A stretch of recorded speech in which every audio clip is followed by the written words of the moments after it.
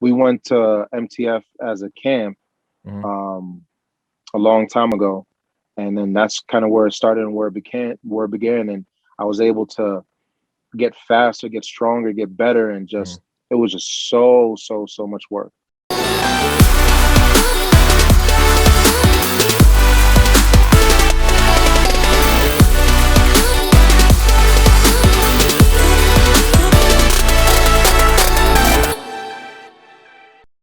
What's up, everybody? It's Dave Drakes with the Collective Experience, and we are back for another TC interview. And I got somebody on that I've been trying to get on for a couple months now. I'm going to blame him. It's not my fault. It's his fault. Uh, you guys, if you follow along with the Collective Experience on Instagram, I'm sure you've seen this dude's face. It's the one, the only Rashidi Kerrison. What's up, bro? What's up? What's up? How are you? I'm just out here living life, just trying to get ready to ride tomorrow. So, up late, packing and doing whatever. So See, finally you're working. whatever. So yeah, I mean, I've been pumping to get you on. There's always been all these Rashidi Kerrison stories. And I told you this. I was with Plessinger at an AJ Cat class, and we were just talking, and you walked over, and before I even saw you, Plessinger was like, "Yo, is that Rashidi?" I'm like, "Yeah, where's Rashidi?" I was like, "Wait, you know Rashidi?" And he was like, "Yo, I got a story about that dude hitting the whoops at some place like fourth gear tapped," and then AJ had a story, and then AJ said that Webb had a story about you doing this. So like I feel like everybody knows who you are, and you're like that elusive, that one dude that everybody knows, but like no one really knows quite yet. You know what I mean? So I honestly feel like I'm the most known unknown out there. It's right? it's crazy. Nah, there's a lot of people in the industry, factory guys, supporter guys, stuff like that. Yep. That I mean, we just all known and grown up with each other. Going to local races, Yep. national races, and just I mean, we're just all just cool people. We're all just grew up as kids and just having fun together. And honestly, a lot since a lot of people are bigger now and stuff like that. I mean, honestly, we're just nothing really has changed. We're just the same people, you know. Exactly. That's why I love this sport so much. Is like a lot of you at the root of it is just a bunch of dudes having fun, enjoying the moto, enjoying the sport. Yep. And it becomes like a tight knit kind of group. No matter how big the people get, you still have Yep. like those same tight ties. So that's why I dig it. Yep. Yeah, Rashidi, I met you a couple years ago. I think it was either Daytona or Atlanta or something like that. Immediately hit it Hmm. off, and then I remember you kept saying like, "Yeah, I ride, whatever, blah blah blah. I ride a little bit here and there." You did not tell me the whole backstory of Rashidi Kerrison. I feel like there's a whole saga. And dude had his pro license, knew everybody, rode all the time. I'm like, this dude completely undersold himself. For the few people out there who don't know, your backstory, where you're from, all that other stuff. Give me a quick rundown of how you got into the sport and stuff like that, because you're from a place where not many pro riders hail from. Yeah. I'm from New York. New York's finest. Bold and brave. Yeah. Um. Um. I love motorcycles all my life, or I love Mhm, bicycles. I just like being active. I love being outside. mhm. I grew up in the city, born in the city, raised in the city, and just unfortunately, just where we lived, in Manhattan, in the Bronx, and stuff like that. Taking a motorcycle or really even being able to afford one out down there, just a whole nother thing. Mhm. So it took some time to my mom was kind of able to afford to uh, get me a bike, and just she's just seen how hard I was working just to even get a bike, Yeah. and that's kind of where it all kind of started. And I just from the moment I got a bike, it was just like it was the most expensive addiction that I think anybody can even deal with. Yep. Yep. Like it's great. Like just even that experience, honestly, I mean, I couldn't shy anyone away from it. Mhm. It's just a real amazing thrill that I hope to get to teach and show some people about it in the near future too. Oh, most definitely. So again, being from Manhattan, being from the Bronx, BX stand up, it's just it's that's crazy. It's crazy. It's honest. It is a concrete jungle. Like there, you don't see the closest track maybe to you is like maybe Long Island if you can get out there. You know what I mean? Like, and Yeah. even getting from one borough to another, it takes you half a damn day because it's traffic and blah blah blah. So construction's always going on. So to have somebody that, you know, in that area that, like, you know, is into bikes and gets a bike, to be able to ride the bike, that's a whole other thing that I don't think a lot of people really appreciate. You know, most of us, you know, live in the suburbs, blah blah blah. We got tracks, maybe 40 minutes, maybe an hour if you're lucky, even closer, and you just go out there and ride once, twice a week, you know, train, local tracks, whatever. There's not shit in Manhattan. Nah, there's nothing out there. Like Walden was really one of the most closest tracks to me. That's where Oh, Walden. It was called Walden Playboys. I That's hate where that me. track. I hate Walden. That's Barsha's home track. That's Barsha, me, Phil Nicoletti, Yeah. old Ryan Mills, Yo, okay, shoot, yeah. uh, New York's Sh- native, yeah. Sean Hackley would go there Yep. a bunch when he used to live out on the East Coast. Mhm. Walden was a big thing. I mean, it still is a track. Thankfully, it's still open. And I know there's some really good people that still kind of take care of it. I know the Foxes take care of it. They Yeah. do a fantastic job. Mhm. But honestly, outside of Walden, there was a couple other District 34 tracks that were open, and Yep.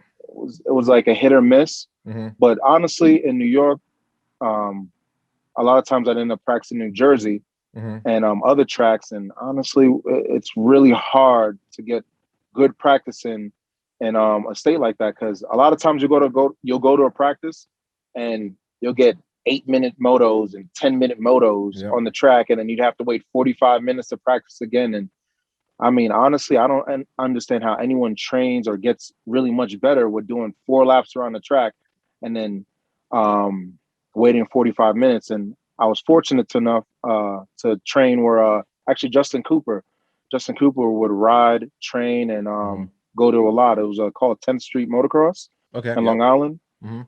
And I mean, honestly, that's probably like one of the best spots in New York to Mhm. kind of hone your skills and get some good turns in and get some Yeah. good practice in and stuff like that. So I was fortunate enough to be able to ride and train there as well too.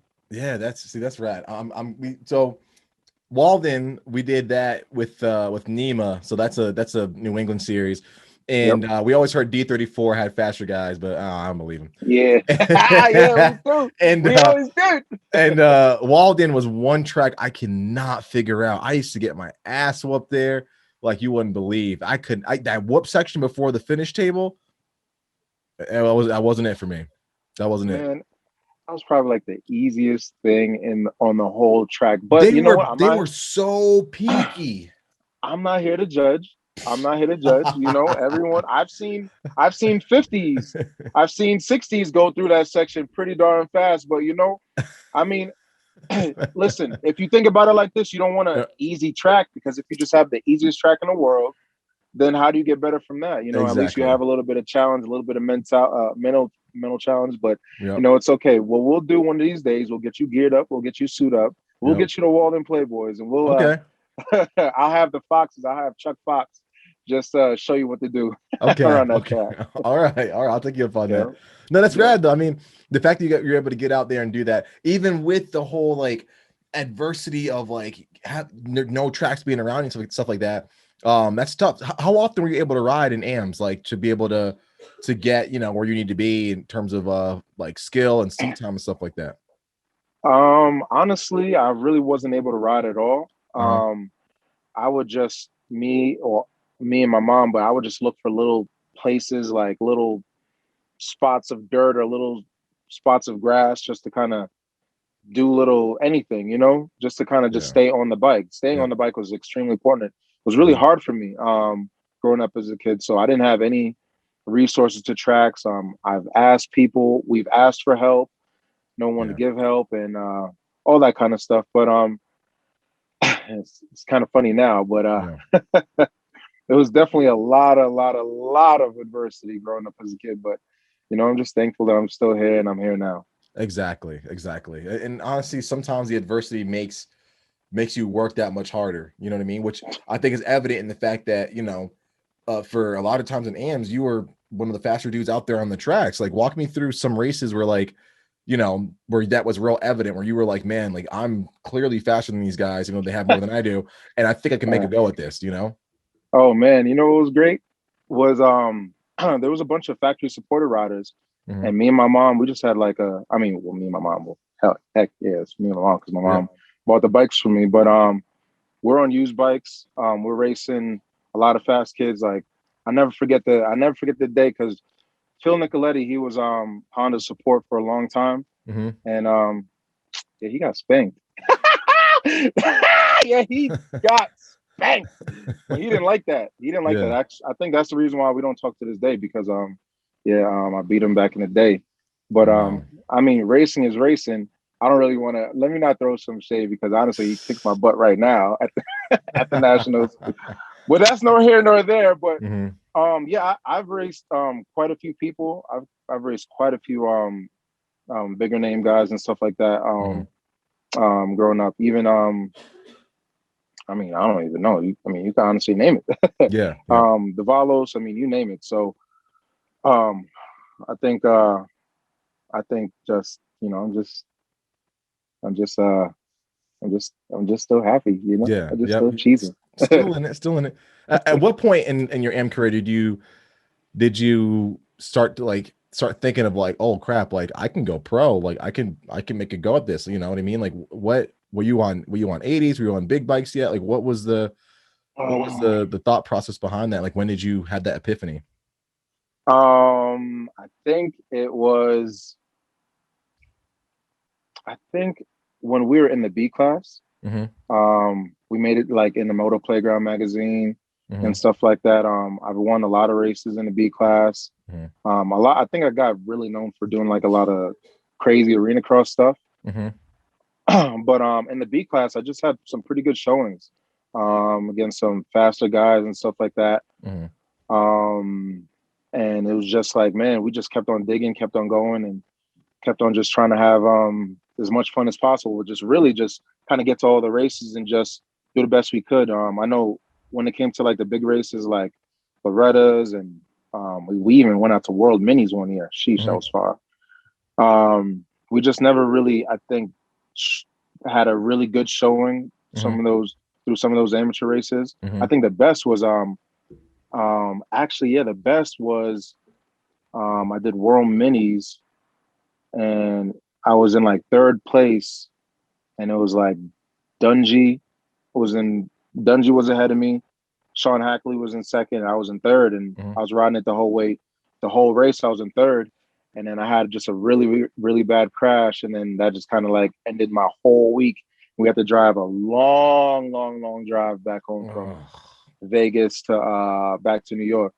But I mean, just having just spots, a little highlights there, just good showings. That's what mm-hmm. just uh really made me just kind of just want more, want more, want more. Yeah. We just didn't, I guess, uh we just weren't at that point to go to the next level due to the fact of just a couple little, just normal things of what all racers go through, just not Yeah. having enough or so on and so forth. You know how it goes. Yeah. So do you think it was the inconsistency and those little mishaps that happen? Because I mean, let's face it, when we're racing amateurs, everyone's inconsistent, right? Very rarely will you Yeah. see amateur riders who's consistent. Do you think the inconsistencies were the main reason you weren't getting some of the support that maybe your contemporaries were getting? Like what do you think caused a few people or maybe those key people that you were asking for help from? What do you think kind of cause them to not maybe give you the amount of support that you thought you deserved? Well, for us, it was more of like resources. We're always on used stuff, or Yeah. even if when we did have new stuff, I was the one that was changing on my top ends as a little kid. Yeah. Something blew up. I had to kind of Google and figure out how to do a crankshaft or Yeah. whichever. Yeah. Not just me and my mom. My mom, believe it or not, can help do a top end. She's Hey, okay. My there's dudes been can plenty of yeah. my dudes can get it done. Okay. My mom can put in some work. Yeah.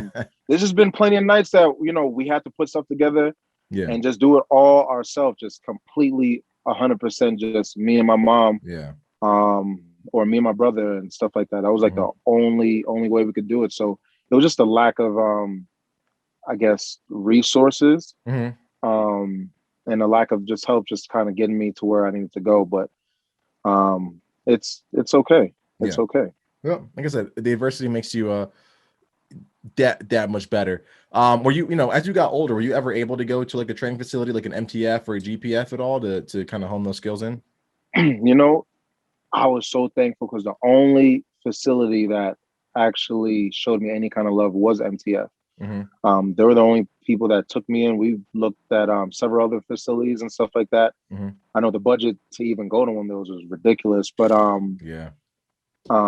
we went to MTF as a camp Mm-hmm. um, a long time ago, and then that's kind of where it started and where it began, and I was able to get faster, get stronger, get better, and Mm-hmm. just it was just so much work, Mm-hmm. so much work, and it was worth it. Every bit of it was worth it, Mm-hmm. you know. And I was just thankful to have the opportunity to even ride with them, for them, and even deal with them. You know, honestly, that's how I met Davey as well too.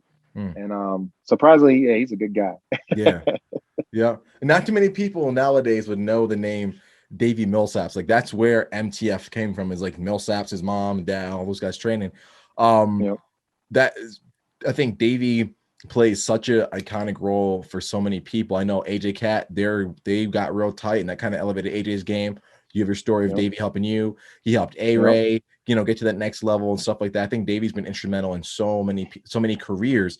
It's really mhm. cool that you're able to get hooked up with them. And like, I'm sure when you were with them back then, like Davey was still popping. Like Davey is a big name. The kids nowadays, I hate saying this because I'm like an old head, but the kids nowadays, they might not know just how big of a name Davey Millsaps was, especially going through amateurs and stuff like that. Like Oh yeah, Davey was like, you think Adamson Cirillo was big? Pff, don't, yeah. bro. Davey Millsaps Who's that? was the shit. It Yeah, was. I would even argue that some like in some years he was bigger, more popular than like Mike Alessi. And that's like the greatest mini rider of all time. You know what I mean? yeah, yeah, Next to Stewart. yep, Got yep. to pay respect to the Jersey back there, right? Yeah, yeah, yeah, yeah. You So did. no, I mean like that. The fact that you're able to train with somebody of his caliber, man, I'm sure that elevated your game like tenfold. Oh yeah, oh yeah. From what his mother was able to teach him, I mean, just honestly, man, everything that Millsaps has gave to me and so many people in the industry. Mm-hmm. You have zero idea how much MTF and Davey Millsaps have poured into this industry to better so many riders. I mean, so many championship winning riders even today. There's so many championship winning riders Mm-hmm. that went to MTF even for a couple of days, even train or because of their facility. Mm-hmm. And they didn't get the recognition for it, which I don't want to step on toes. I don't want to tell, whatever story. I'm not here Mm-hmm. for all that for the politics. I'm just saying, I mean, I was just really, really thankful to even be on that facility um and ride those Yeah. tracks. That's rad, man. So what were the tracks like? Because a lot of us, we can't get to MTF.